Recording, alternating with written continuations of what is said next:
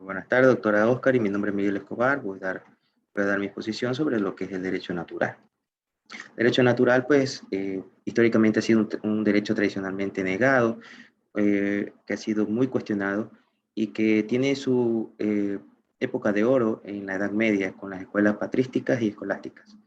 En nuestro país, este derecho obviamente se ve más evidente en los siglos XIX, cuando hubo una disputa entre conservadores y liberales, en el que se disputaban los bienes de la iglesia, justificando lo que es sus actuaciones en el devenir social del ciudadano.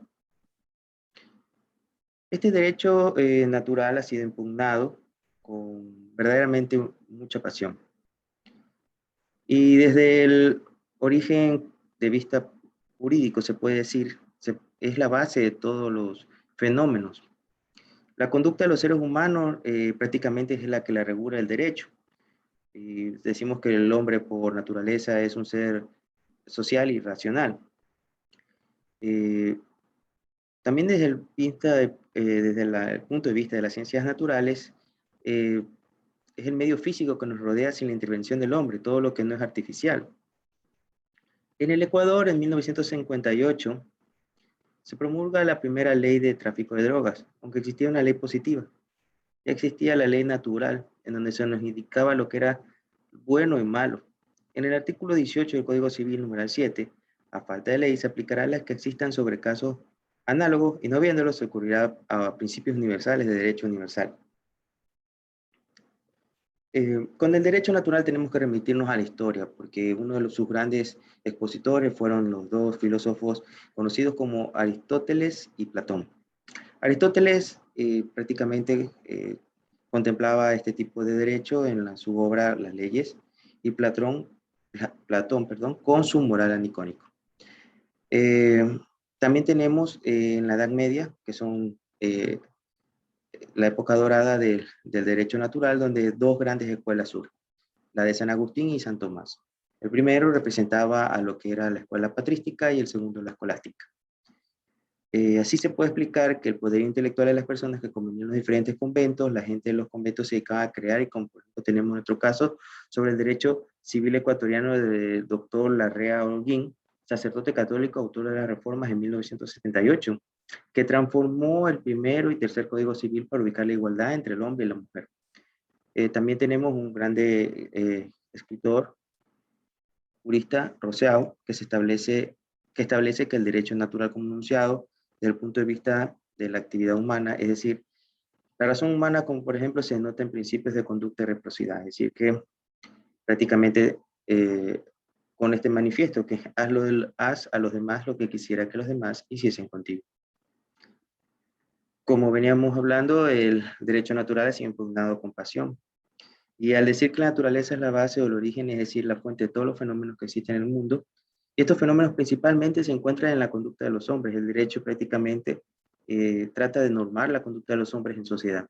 Se afirma que el derecho natural es un derecho superior, porque un conjunto de personas, de principios, tomaron este derecho de tipo natural para de esa manera empezar a hacer lo que son las leyes. Se puede decir que hay personas que ya este derecho natural lo tienen como quiera escritos en su forma de ser, por ejemplo, al ser honrados y no mentir, ¿sí? Y no en otras, ¿no? Entonces, ¿qué nos referimos con el derecho natural? Hace que exista el derecho positivo. El derecho positivo, cuando referimos a este derecho, es prácticamente la equivalencia del derecho natural a lo que es un ordenamiento jurídico en lo que son los estados, ¿no? Decimos que el derecho positivo es un conjunto de normas y leyes, códigos, decretos que vienen a normar las relaciones de los individuos dentro de la sociedad. También podemos hablar algo de derecho positivo, pues cuando hablamos de la ley o normas expedidas por una autoridad propia. El derecho positivo parte de San Tomás, en el que dice que la ley es el ordenamiento de la razón humana para el bien común, expedido por el que tiene a su cargo la comunidad. Las conclusiones. Podemos decir que en sí el derecho natural, pues, que prácticamente es el que forma el derecho positivo, es una norma, una regla, conducta expedida por esto en cuestión del derecho positivo, es una norma, una regla de conducta expedida por la autoridad pública que ha entrado en vigencia en un momento determinado. ¿Sí? Es una norma que se puede imponer coercitivamente. ¿Sí? Por ejemplo, el derecho al voto, ¿sí? Y la multa por no cumplirlo. La ley o norma también tiene obligatoriedad en el tiempo, por ejemplo, y el lugar, porque no es lo mismo la ley ecuatoriana que una ley colombiana o peruana. Decimos que en el artículo 1 del Código Civil, la ley es la declaración de la voluntad soberana que se manifiesta en la forma prescrita por la Constitución. Manda, prohíbe o permite recordarnos el poder soberano radica en el pueblo, o sea que en el Estado constitucional de derecho y justicia. Por lo tanto, para que la ley sea como tal, tiene que ser expedida de acuerdo con lo que prescribe la Constitución. Hay quienes manifiestan que los decretos ley expedidos en las dictaduras no son leyes, por no formar parte de un Estado de Derecho, faltando el régimen constitucional. Desde el punto de vista técnico-jurídico, lo que podemos catalogar como una norma social para distinguir de las normas religiosas, al ser expedidas por la autoridad aplicable a un número indeterminado de personas y casos coercitivos, es decir, que se impone a la fuerza. Entonces, podemos terminar diciendo que la ley es la norma de derecho emanada por el Estado de forma escrita y con procedimiento solemne. Saluda las normas específicamente jurídicas distintas de las reglas naturales a la norma del derecho positivo. Norma de convivencia dirigida al bien general.